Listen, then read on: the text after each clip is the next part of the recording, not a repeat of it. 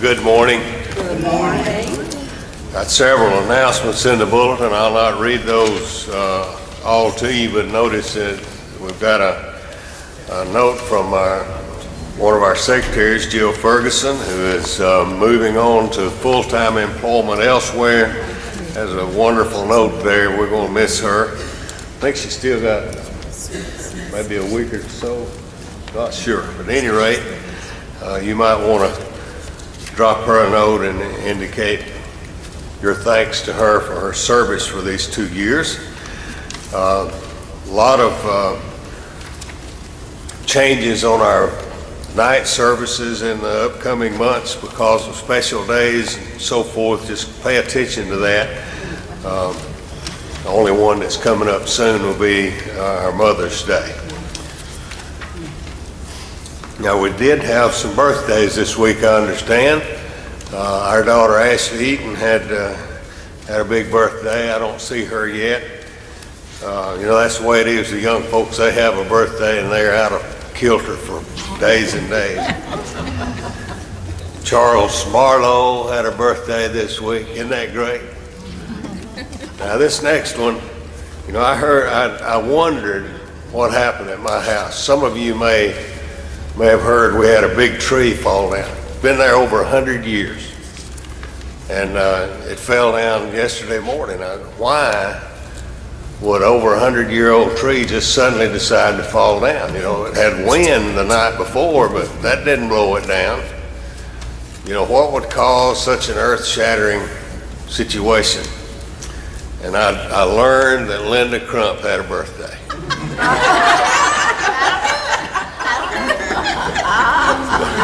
So, did anybody else have birthdays last week? Anybody? Patty Massey's got one that's coming Tuesday. We need to sing to all these folks. And the good thing is, even though Eddie didn't come help me, he's been sick.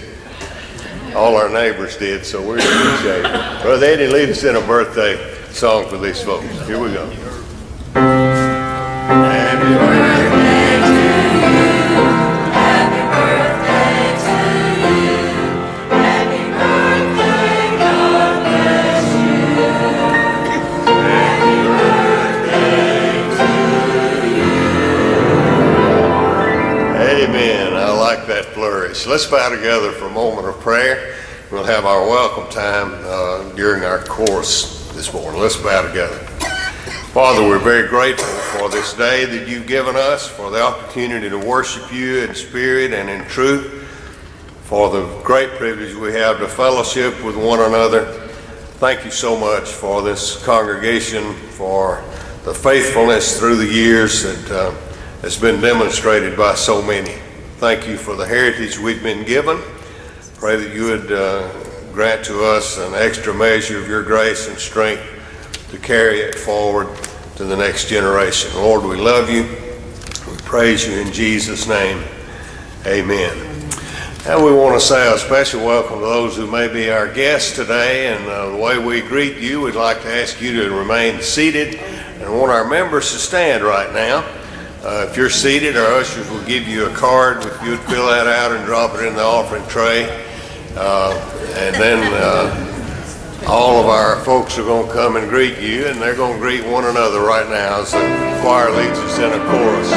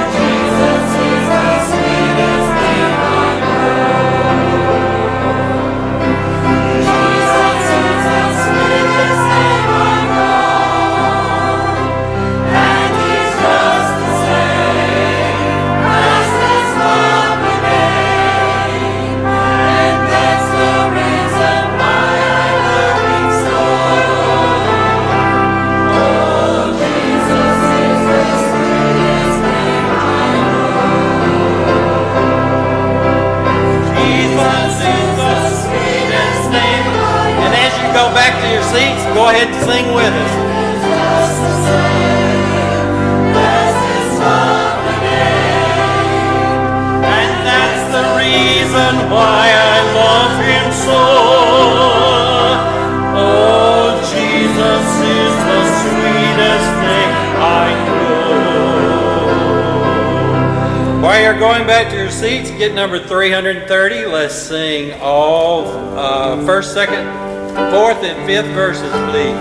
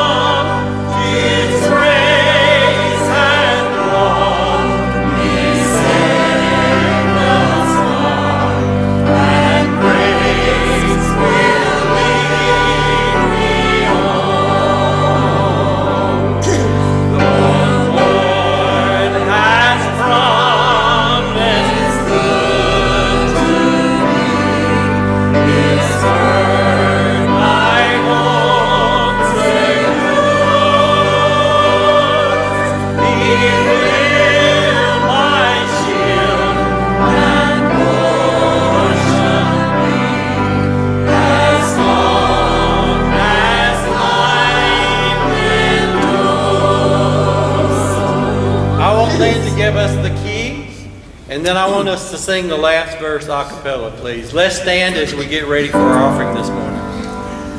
When we've been there 10,000 years, bright shining as the sun, we've no less days to sing God's praise than when we first begun.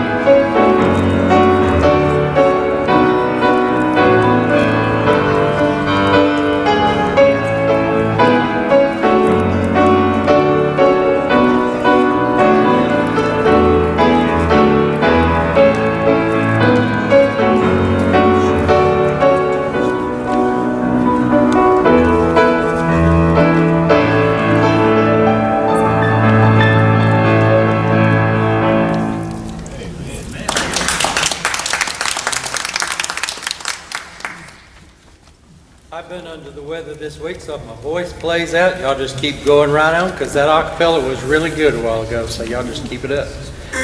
425, He Keeps Me Singing.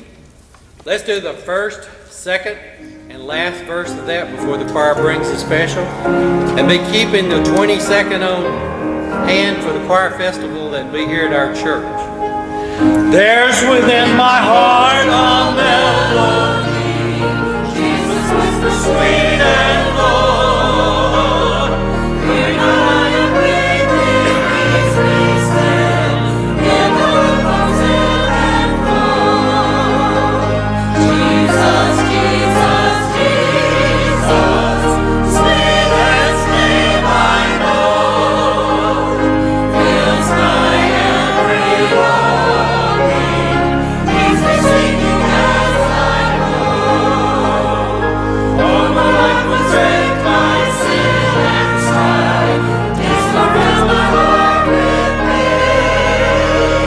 Jesus went the cross on broken streets, stirred the slumbering chords again. Jesus, Jesus, Jesus, sweetest name I know, fills my every longing. He's me singing as I go. Though sometimes He leads through waters deep, drawing on the cross away. Sometimes the path seems rough and steep, His footprints all the way. Jesus, Jesus, Jesus, sweetest name I know, fills my every longing. Keeps me singing as I go. Still coming back to welcome me, far beyond the starry sky. I shall lead my flight to worlds unknown. I shall reign with Him on high. Jesus, Jesus, Jesus, sweetest name I know, fills my every longing.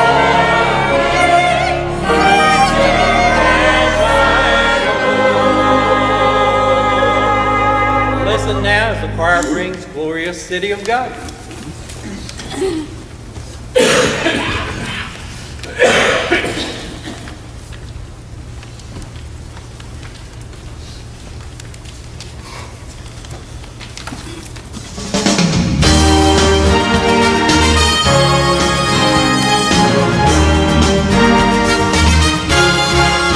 We are traveling on a journey, restless pilgrims passing through, destined for a blessed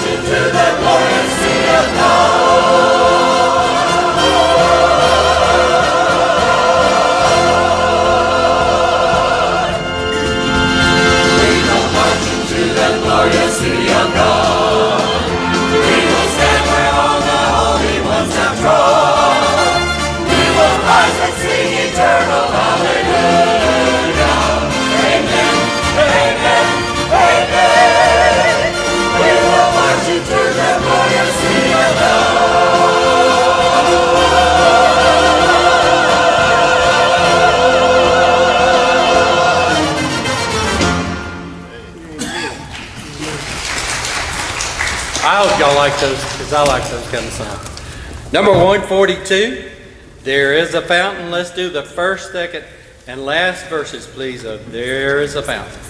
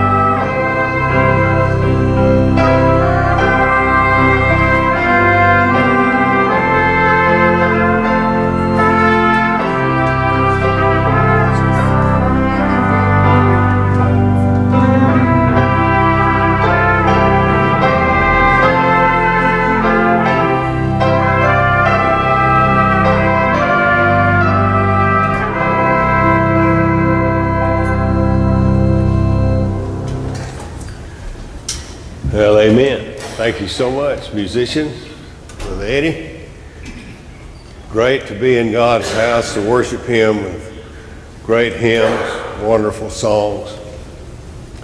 If you will, turn to 2 Chronicles chapter 34 as we continue our look into the life and reign of King Josiah. The name literally means God heals, or God has healed me. And certainly God used Josiah to heal the people under his reign. We've already looked at a couple of installments, but I want us to look at one of the unique events in Judah's history. Beginning with verse 8 of chapter 34, that describes the repairing of the temple in Josiah's day. Now in the 18th year of his reign, when he had purged the land and the house, he sent Shaphan the son of Azaliah, and Messiah an official of the city, and Joah the son of Jehoahaz the recorder, to repair the house of the Lord his God. And they came to Hilkiah the high priest, and delivered the money that was brought into the house of God, which the Levites, the doorkeepers, had collected from Manasseh and Ephraim, and from all the remnant of Israel, and from all Judah and Benjamin and the inhabitants of Jerusalem. Then they gave it into the hands of the workmen who had the oversight of the house of the Lord. The workmen who were working in the house of the Lord used it to restore and repair the house. They in turn gave it to the carpenters, to the builders, to buy quarried stone and timber for couplings, and to make beams for the houses which the kings of Judah had let go to ruin. And the men did the work faithfully, with foremen over them to supervise, Jahath and Obadiah, the Levites of the sons of Moriah, Zechariah and Meshullam of the sons of the Kohathites, and the Levites, all who were skilled with musical instruments. They were also over the burden bearers, supervised all the workmen from job to job. Some of the Levites were scribes and officials and gatekeepers. Now that might sound like boring stuff to you, but it was an exciting time in the days of Josiah. I'm kind of glad he took the time to list the names of all the people who were involved in overseeing the repair of the temple. It wasn't just the fact that Josiah, the king, ordered the work done, ordered the collection of the money done, and it wasn't a thing that just rose to Josiah's credit. He was careful, the writer of Chronicles was careful to name people who were involved. That should be a constant reminder to us that in God's kingdom work, every person is important. Every person is important. Not only is the king important here, but his lower officials, the temple service people, the singers. You know, I find it interesting that the singers were crafted in many other things and were basically used in a lot of that repair of the temple. So a very, very important event in the life of Judah in the days of King Josiah. Now, obviously, there's some strong lessons for our day in this story. The first one is kind of obvious, because just as the place of worship and the study of God's Word, the singing and ministry, just as that place of the temple in Jerusalem was important, we need to be constantly reminded of how important it is that God's given us a place to worship.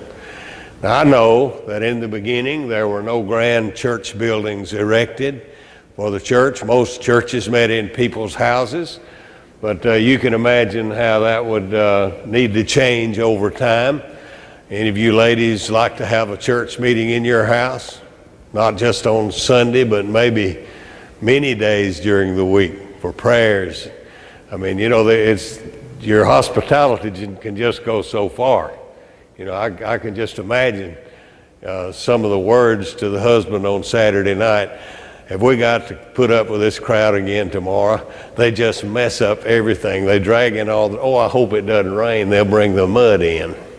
You know, I mean, I can just see that kind of thing. And so over time, Christians, like every other religious group that had ever come along, determined the need for a place of worship devoted and dedicated to the individual congregation. It's been true in our church. And how grateful we are to those who came before us. Some of you who are still active here, who are a part of the construction of this wonderful facility. You know, it's just marvelous. It's a wonderful privilege to be able to be here. In a few weeks, we're going to have the Associational Music Festival here. They always want to come here. They love this worship place. It is a beautiful place. Everybody likes it. It's for its beauty. They also like the fact that it's a good sound system, and folks can hear every word from the choirs. You know, those are things that we don't think about unless they're not present. You know, if we're in a place that's not very beautiful, we notice it. If we're in a place where we can't hear very well, we certainly notice that. When there are things that are going wrong all the time, we tend to focus on the things that are wrong, but sometimes we take for granted the wonderful gifts and faithful service that people have rendered to God for the maintenance, for the building and the maintenance of physical facilities. Of course, we know that God is not limited to this place. You know, we dedicate this building to the glory of God, and we use it to worship, to fellowship, to proclaim His Word, to teach His Word, to disciple believers. It's a place we go out from to minister. It's also a place we use for ministry to the community. All of those things are made possible in large part because somebody had the faith in God and the vision from God to erect and to maintain a building. It takes a lot of people.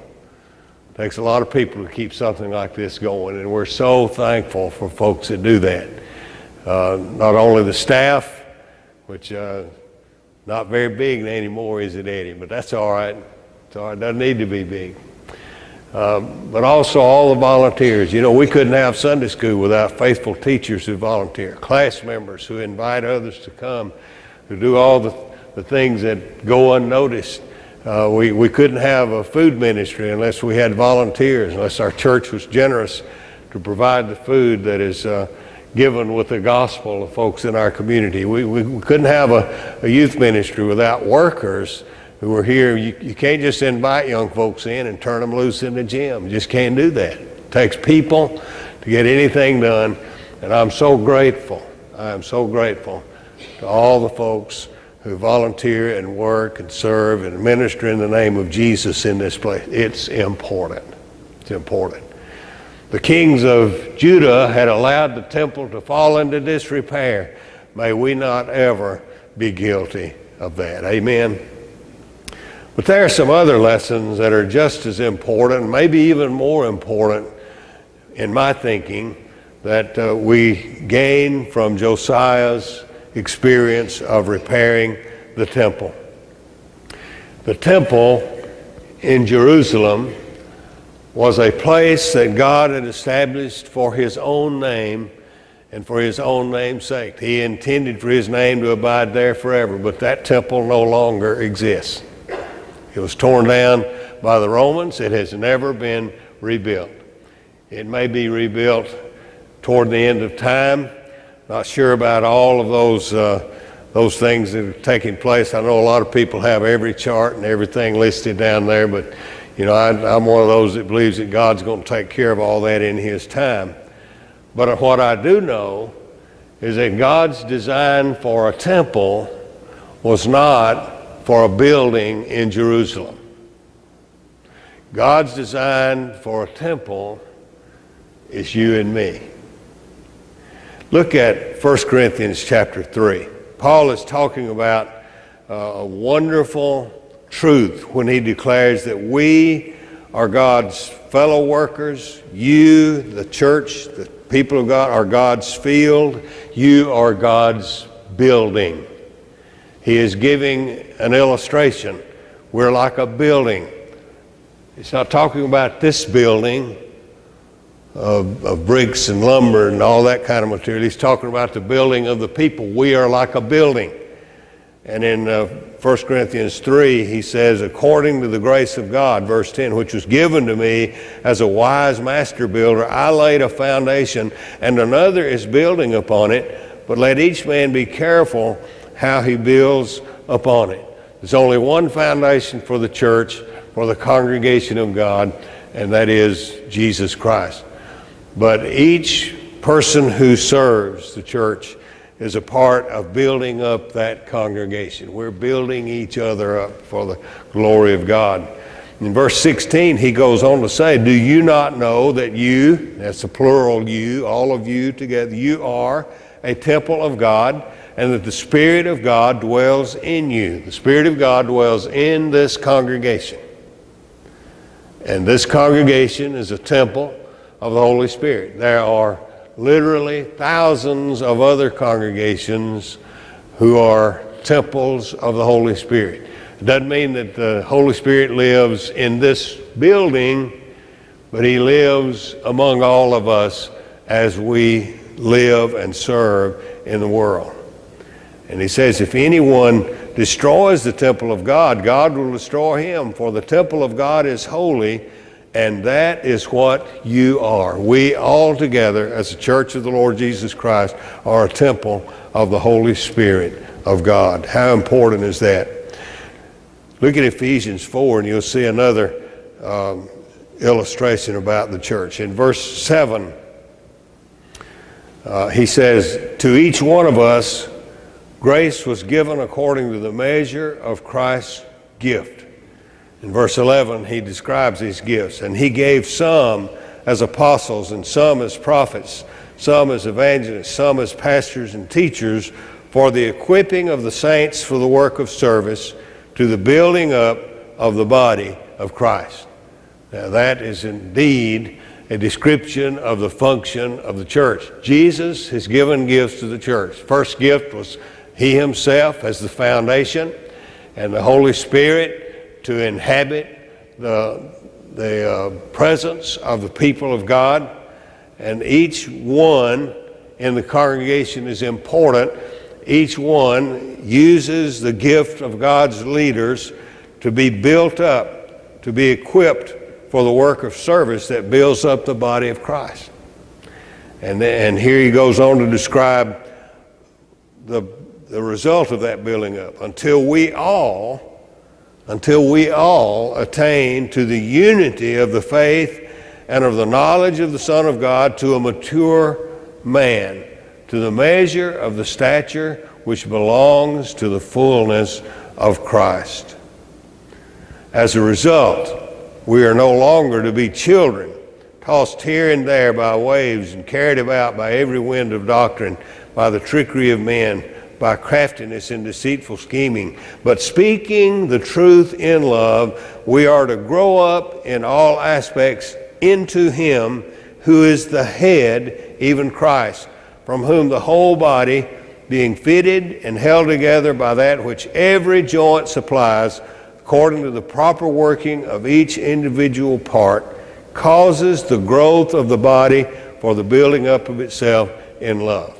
Here Paul changes the illustration from a building to a body, and he compares the church to the body of a person. But he's speaking of a corporate body, and the function of the church is to receive the gifts of Jesus in order to help the church grow and develop in the proper way that it is supposed to do so. This church of the Lord Jesus Christ is a temple of the Holy Spirit of God, and we function as a single unit, as one person would function. We function all together in the unity of the Spirit, and we utilize the gifts that God gives us so that we can grow up into maturity, not be scattered out by chaotic teachings here and there and yonder with no direction and no form whatsoever. Purpose of the church is that we would keep each other focused on following Jesus precisely with correct doctrine and correct practice as the people of God. That's why I want to come here. I need that time with you, that help from you to guard and guide my life in the right way, and so that this church altogether can be in the direction that God wants this entire church to go.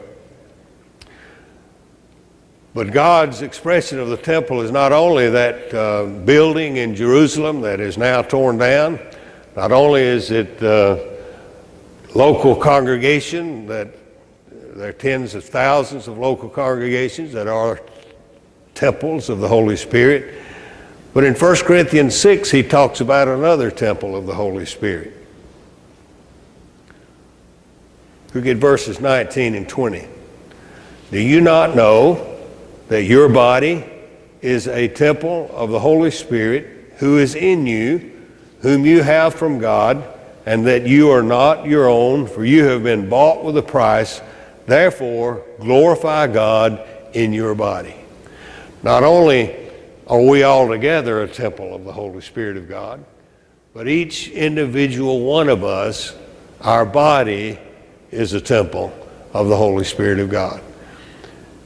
Therefore, he says, you need to remember that you are not your own. You can't do just whatever you want to with your body. You belong to Christ. You've been bought with a price. That price is the precious blood of Jesus shed on the cross of Calvary, where he took my place and your place on the cross. We deserve to be sacrificed to death because of our sin. But Jesus took that sacrifice for us. He took our place on the cross. And in the place of our death, he gave us his life. Therefore, my body is not my own, even though I'm free to disobey God if I want to. But in reality, I belong to God because he has purchased me. He purchased me off of the slave block of sin, and he has given me the gift of his eternal life in Christ Jesus. Therefore, I need to honor God, glorify God in my body. Now, how do you do that? Let's look back to Ephesians 4, verses 17 and following.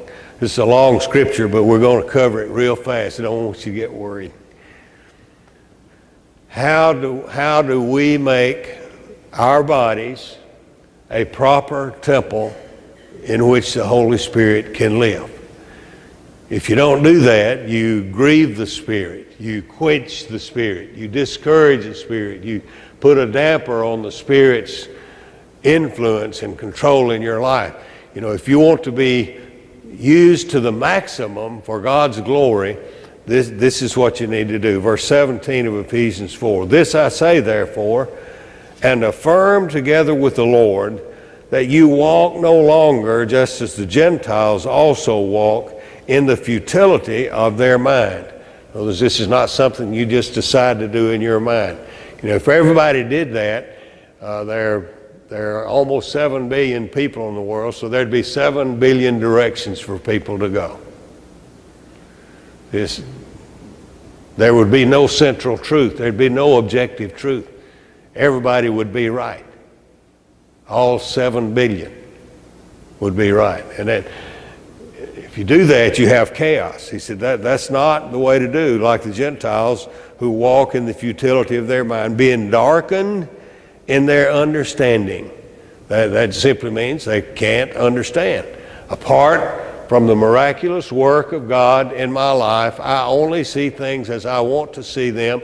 I only have a worldview that is imposed on me by others. It's not the way to walk. Being darkened in their mind, excluded from the life of God because of the ignorance that is in them, because of the hardness of their heart. They're ignorant because they want to be ignorant.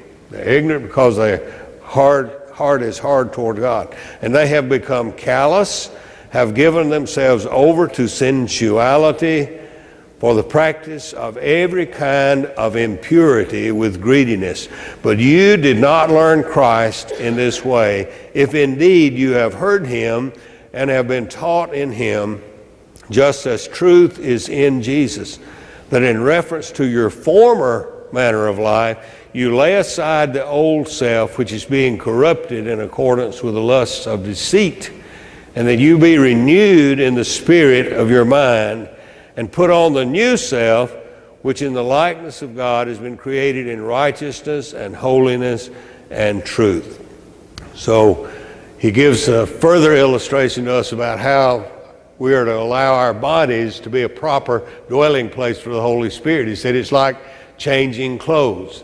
You take off your old dirty clothes, you put on your new clean clothes. You take off self, you put on Jesus. You take off self that is represented by all the sensual, fleshly things that we are tempted to do and that we yield to do. We take that off. We put that off. We renew our minds in Christ, and we put on Christ, the pure clothing of the Lord Jesus Christ. Then he goes on to explain in great detail the specifics of what that means. Therefore, laying aside falsehood, speak truth, each one of you with his neighbor, for we are members of one another. Be angry. A lot of folks says it's wrong to be angry, but it's not wrong to be angry. He says, be angry, but in your anger, yet do not sin. Do not let the sun go down on your anger. Do not give the devil an opportunity. Let him who steals, steal no longer, but rather let him labor, performing with his own hands what is good, in order that he may have something to share with him who has need. Let no unwholesome word proceed from your mouth, but only such a word as is good for edification or building up someone else, encouraging someone according to the need of the moment, that it may give grace to those who hear. You know, part of God pouring his grace out on folks is through you and me as we encourage them. Now, it's not good just always be fussing at folks. Sometimes we need to give an encouraging word. I know one of the early churches I served as a music director, I shouldn't have said that. Y'all didn't need to know that. But we had a pastor who was just a rip-roaring, strong preaching pastor. But he just stomped on us every Sunday. And it influenced me. You know, I have a hard time stomping on folks because of that. Because I know how I felt when I got that all the time. It was just discouraging. You know, and after time, I wasn't sure I wanted to get up and go to church. Because I knew what was going to come. It's sort of like, you know, when you walk in the door of the house and you get a whipping, that happens every time, you're going to delay going in the house. So, he said, give some grace. Give some grace. Got some encouraging words are really good. Do not grieve the Holy Spirit of God, by whom you were sealed for the day of redemption. You see, the Holy Spirit living in you, don't put him down. Don't discourage him. Allow him to flourish in your heart and life as a result of gracious speech and wholesome activities. Let all bitterness and wrath and anger and clamor and slander be put away from you, along with all malice. These are terrible conditions of the heart. They have to do with inwardly hating folks, maliciously talking about them, gossiping, slandering. It comes out of that inner condition of hatred of the heart that discourages the Holy Spirit in your life. Instead of that, he said, be kind to one another, tender-hearted, forgiving each other, just as God in Christ also has forgiven you. I like country music. You like country music? Now, I know sometimes we make fun of country music. You know, for a long time it was liquor and women and trains. You know, that was it. But country music is music of the heart. It's right where we live. And I've heard a new song. Well, it's new to me the other day, which is called Be Humble and Kind. Have you heard that song? Somebody, be humble. Great song. I tell you, we could almost sing that in church. It echoes this very verse that Paul gives us. Be kind to one another, tender-hearted, forgiving each other, just as God in Christ also has forgiven you. Do you remember how wonderful you felt when you first realized that Jesus died on the cross to forgive you of your sins? You remember the lifting of that burden of guilt? Do you remember that? And you know, we ought to feel that every day as we extend forgiveness to others and as we receive forgiveness from others. I don't know a more important quality that we can develop in us to enhance our church than to be forgiving of each other. I don't know anything more important to a marriage than that process of forgiving each other. You know, nobody can be perfect. I certainly am not even close. And I'm so grateful that I married a wonderful wife who is willing to forgive me from time to time, because I need that. She doesn't need as much as me, but even she needs it now and then. And we all need forgiveness, don't we? As a part of the body of Christ, that basic kindness that comes from our forgiveness from Jesus that allows us to pass on that forgiveness to others. How wonderful that is. And how marvelous a dwelling place for the Holy Spirit our lives become when we remove the clutter of sin and have the graciousness of forgiveness and light. Josiah did a wonderful thing when he noticed that the temple had fallen into disrepair, and he set about to do all that was necessary to repair that temple. Tonight we'll see another result of that temple repair. But this morning I just want you to focus on this one thing. What Josiah did for the temple in Jerusalem, Jesus and Jesus alone could do in my heart and your heart. You see, it took a lot of people working together to repair the temple in Jerusalem. But it only takes the work of Jesus on the cross to repair my heart and life. You see, I couldn't do it myself. There aren't enough good people in the world who could have provided salvation for me. The only one who could save me from my sins, clean up my life, and set me on the path of goodness and light, the only one who could do that is Jesus. That happened when I was willing to surrender my will and my way, turn from my sins, and trust Jesus only as my Savior and Lord. When I did that, all of his work on the cross was applied to me. And he made out of this body a beautiful temple of the Holy Spirit of God, just as he did for each of you who have trusted him, and just as he will do if you haven't trusted him, but you're willing to trust him today. Let's pray. Father, I thank you so much for this beautiful story in the Old Testament about Josiah desiring to repair your temple and how he did that so wonderfully. But I'm even more grateful for what you have done through Jesus to allow us to be cleaned up from our vile sin, brought back from our dead estate into the life and liberty and light of Jesus. Thank you so much that you have come to us with your grace and mercy in order to make of each one of us a fit temple of your Holy Spirit.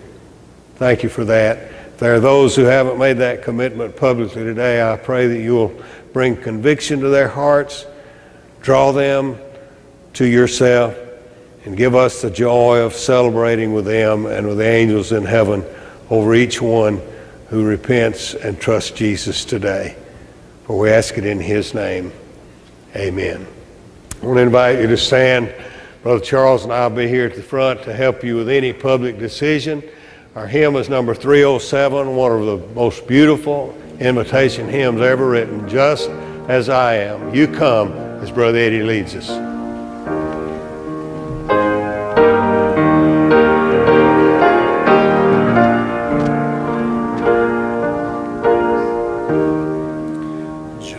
Just as I am, without one plea, but that thy blood was shed for me, and that thou bidst me come to thee, O Lamb of God, I come.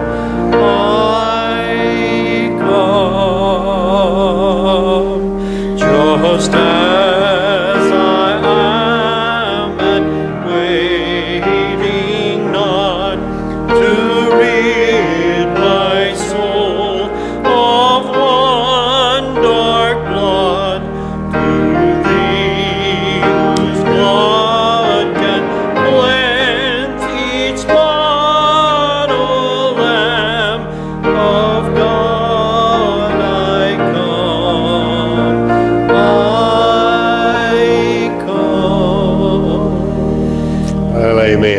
thank you so much for your presence here today. It's been such a joy to worship with you.